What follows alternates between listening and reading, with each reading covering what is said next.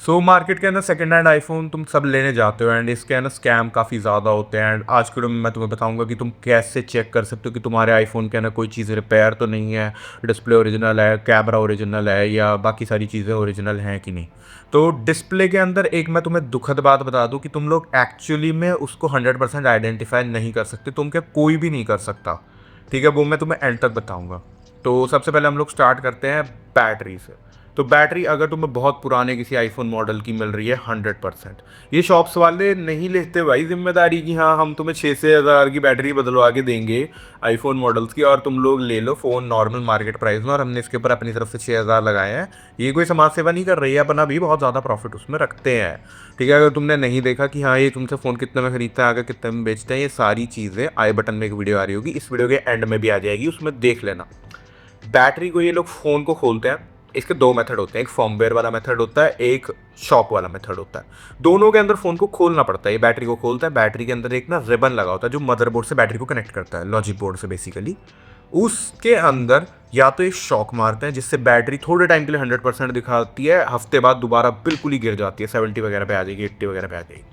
And एक होता है उसको वहाँ पर फर्मवेयर अपडेटर लगा के वहाँ से उसके कोड में चेंजेस कर देते हैं कि हाँ जितना अभी वो बैटरी डिग्रेड हो चुकी है वो उसी को एज अ सॉफ्टवेयर के ना 100% पे दिखा देंगे। तो ये थोड़ा ट्रिकी प्रोसेस रहता है बट शॉप वाले ही करते हैं क्योंकि 100% बैटरी हेल्थ वाले आईफोन्स की वैल्यू ज़्यादा लगती है मार्केट में एंड ये सबको पता है।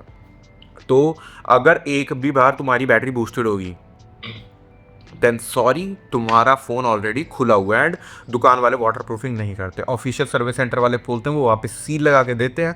बट अगर तुम्हारा फ़ोन एक बार दुकान पे खुलकर बूस्ट हो गया, वाटर प्रूफिंग गई, पानी लगते ही अंदर चल जाएगा, कैमरा के पीछे वो बबल बबल से आ जाएंगे, हेज आ जाएगी।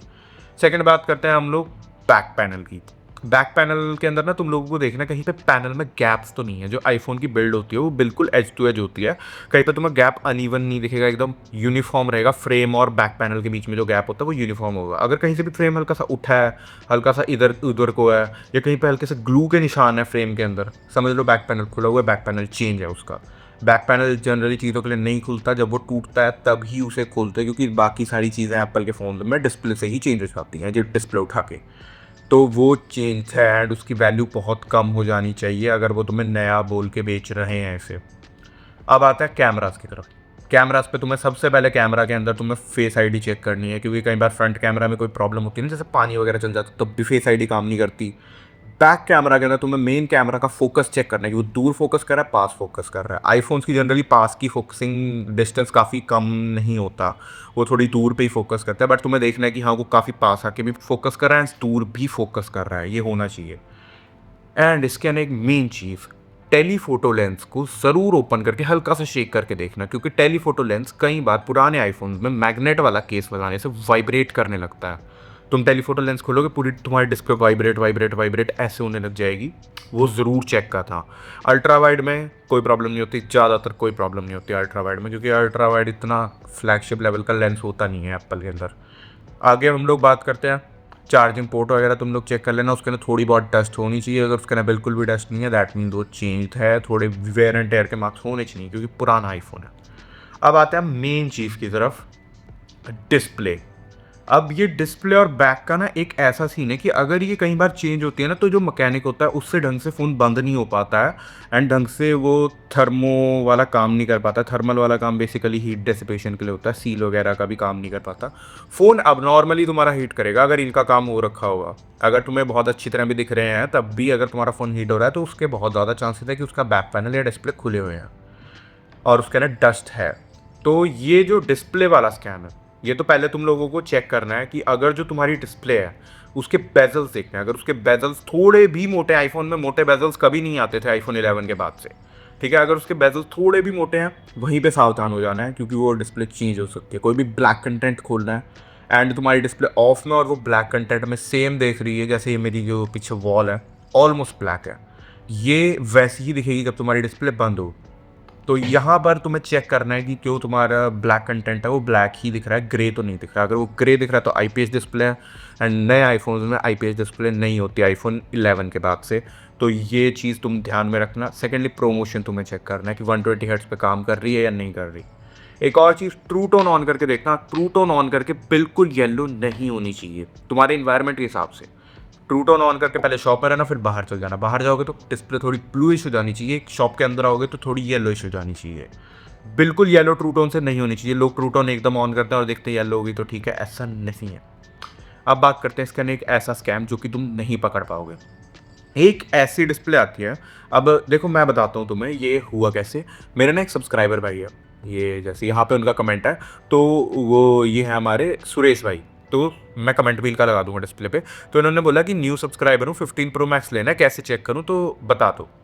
तो मैंने ये सारी चीज़ें तो बता दी, बट इसके अंदर ना एक कैच और है जो कि मैं बताने वाला था। इनको एक बंदे का रिप्लाई भी आया जो कि हमारे राहुल भाई हैं, उनका आया कि ब्रो मार्केट में स्कैम चल रहा है, स्कैम से बच पाओगे नहीं, ऐसे डिस्प्ले जो बेदल टू बेदल डिस्प्ले और कोई अननोन वर्किंग पार्ट का भी ऑप्शन नहीं आता। अगर जिसको नहीं पता, एप्पल के अंदर तुम कोई भी अगर थर्ड पार्टी पार्ट लगाते हो तो उसके अंदर एक सेटिंग में अननोन पार्ट का ऑप्शन आ जाता है।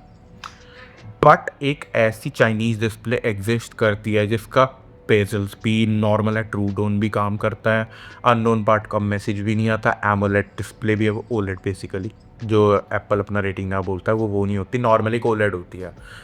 अब तुम बोलोगे कि सब कुछ तो ठीक है, प्रमोशन काम कर रहा है, ट्रू टोन काम कर रहा है, ओलेड भी है, तो हमें क्या प्रॉब्लम है?